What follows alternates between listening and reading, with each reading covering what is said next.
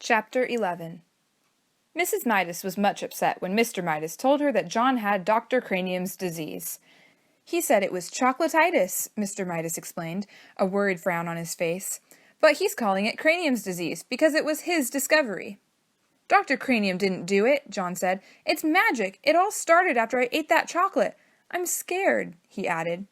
Mrs. Midas sat down and dabbed her eyes with a lace handkerchief. She was crying. Mr. Midas blew his nose, said he had to attend to something, and abruptly left the room. John had been so busy feeling sorry for himself that he had not realized how his mother and father would feel about his chocolate disease. "Never mind, Mother," he said, putting his arm around her shoulders. "It's all right." Really, nothing was all right, but he couldn't bear to see his mother's tears. He kissed her wet cheek. His eyes were shut as his lips softly touched her, so he didn't see the change right away. Then his lips began to feel sticky. He opened his eyes. His mother had turned into a lifeless statue of chocolate. John ran wildly out of the house without thinking where he was going or what he was going to do. All he knew was that somehow he must get help. For the first time in a long while, he forgot about himself altogether. Now he didn't care about anything but bringing his mother back to life. Without quite knowing how he got there, John found himself at the corner where he had bought the chocolate box. The lot was no longer an untidy rubbish dump. The neat red brick building with 2 show windows was exactly where it had been in the first place. But the display of candy he had previously seen in the windows was no longer there. In one window, John saw a chocolate trumpet, a chocolate pencil, and a silver dollar with a piece bitten out of it. In the other window, he saw a cafeteria tray littered with chocolate utensils and the remains of a chocolate lunch. Clearly, this place was the right one. Clearly, the proprietor must know a lot about John's hateful chocolate touch. John rushed into the store. The proprietor was standing behind the counter, carefully polishing something small and round and flat and silver. "I was just thinking of you," he said.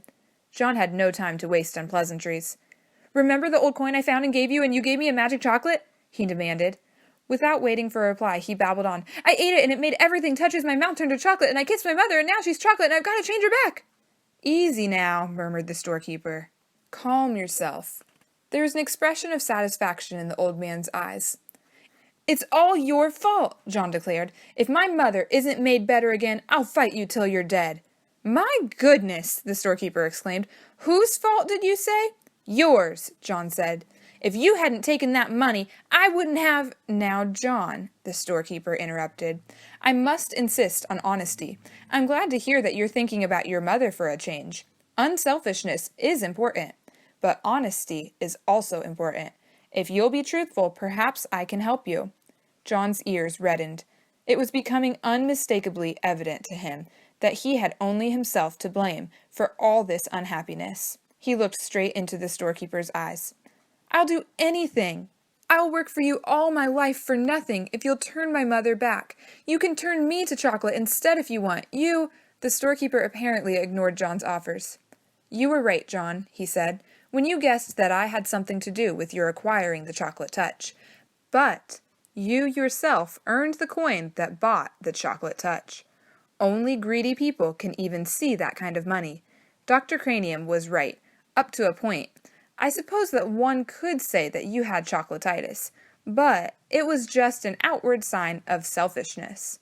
"My mother!" John reminded the storekeeper frantically. "My mother's turned to chocolate! Do something about it! Oh, please, do something about it!"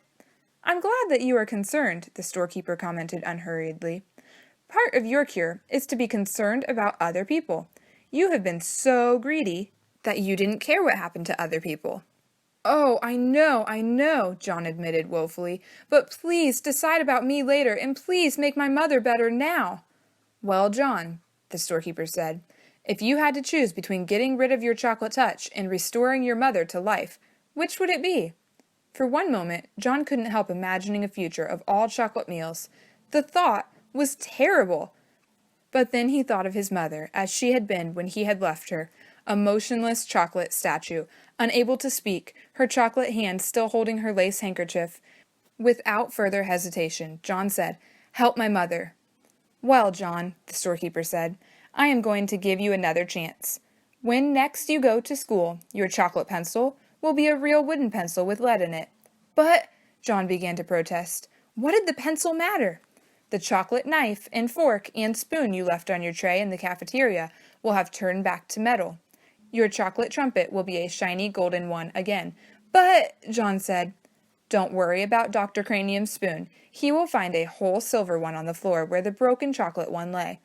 But how about, John said, Susan Buttercup will discover that the chocolate stains on her party dress and her party shoes were nothing but water after all.